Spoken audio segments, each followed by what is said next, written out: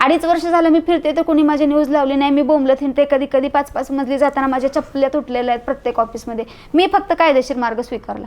हे बघा, ही एवढ्या सगळ्या फायली भरलेल्या आहेत. माझी मानवी हक्क आयोगात केस चालू आहे, बाल हक्क आयोगात चालू आहे. एवढ्या सगळ्यावर विधानसभेचे त्यावेळेसचे विरोधी पक्षनेते विजय वडेट्टीवार साहेबांनी सगळं तयार केलं मॅटर. ह्या मूलभूत जगण्याचा अधिकार हिसकावून घेतला म्हणून तो प्रश्न अधिवेशनात घ्यायसाठी लक्षवेधी लावली. 635वा नंबर भेटला. तर एका खासदार महिलेच्या सांगण्यावरून तो काढून घेण्यात आला. पटलावरच येऊ दिलं नाही. म्हणजे काय करत होते राजकीय नेते? खासदार महिला कोण ते आता तुम्ही त्यावेळेस समजून घ्या. आता मी पण बोलणं येऊ नये, महिलेला महिलेची दया येईल म्हणून मी तिच्याकडे गेले. ती त्यावेळेसची माझी आमदार होती, सध्याची विद्यमान खासदार आहे. नाव कशाला घेऊ आता? तुम्ही तर पत्रकारात शोधूच शकता. सोलापूर जिल्ह्याच्याच आहेत त्या. आणि त्यांना तुमच्याच खासदार आहेत. आता आमच्याच, आम्ही बी काँग्रेसचीच माणसं होतो ना. आणि शेवटी आपली युतीच आहे ना, NCP आणि ती.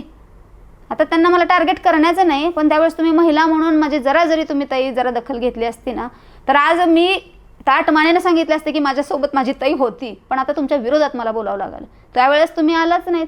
त्यांनी काय सांगितले वडेट्टीवार साहेबांना, हे आम्ही पुन्हा चौकशी केली. माझा प्रश्न का लागला नाही, तर मला त्यावेळेस सांगण्यात आलं की अशा मॅडमने सांगितलं की लोकसभेचे इलेक्शन जवळ यायला लागले आणि त्या मॅडमचा प्रश्न लावू नका. भविष्यात राजन पाटील परिवाराकडून आपल्याला मदत होऊ शकते. आणि त्या महिलेला मोहोळमधूनच 63,000चा लीड गेलाय.